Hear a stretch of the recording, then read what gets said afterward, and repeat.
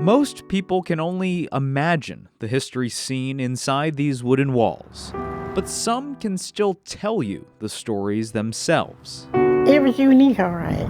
Walk 8 miles in the cold. My feet and hands would be so cold when I got to the school. It's not so much the journey of the building itself that people want saved, but the journey of those who once filled this now empty room. We didn't have electricity, running water. We had a pump that we had to pump water and bring it in and put it in a bucket. That's what we went through. This is what's left of the Cornland School.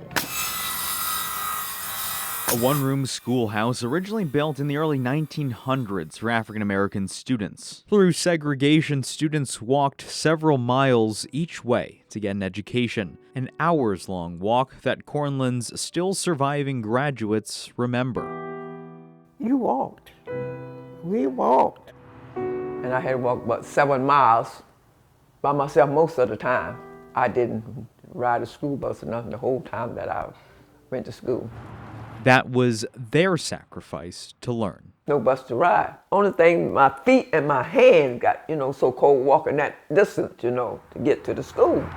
Well, you would walk, you would sing, you would play, hop, skip, run. Any way to get to school fast, you would do it.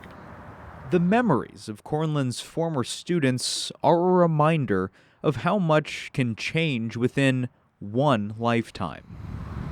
White children, they were on the bus riding by me. White children would ride in the school buses, wave at you, throw things at you.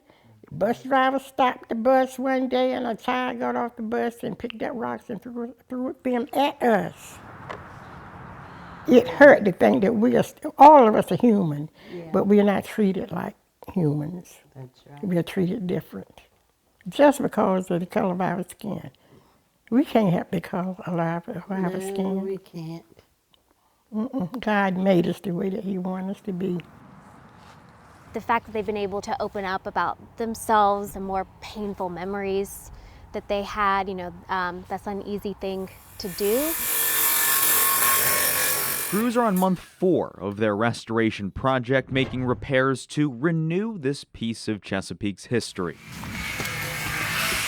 The school's 4 walls and roof have been stripped down, reinforced to better stand the test of time. And inside is new electrical work to turn the old schoolhouse into a working museum.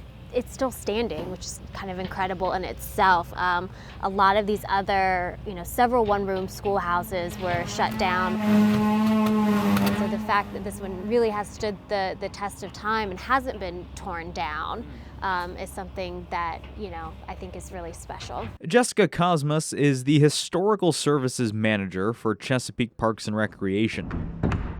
She admits there is a pressure to complete the school this spring to honor Cornland's still surviving alumni. There are not a lot of alumni left, are there? No. It was about 30-some people, and it's about half of them gone now. There's very few of us left now. They're worried about living to see the final touches on the school, but they're hopeful that day comes sooner rather than later. Something, deep in my heart because, I had to walk there for all those years. It's be such a great, I just can't explain it. I hope I live to see it finish. In Chesapeake, Alex Littlehales for 13 News Now.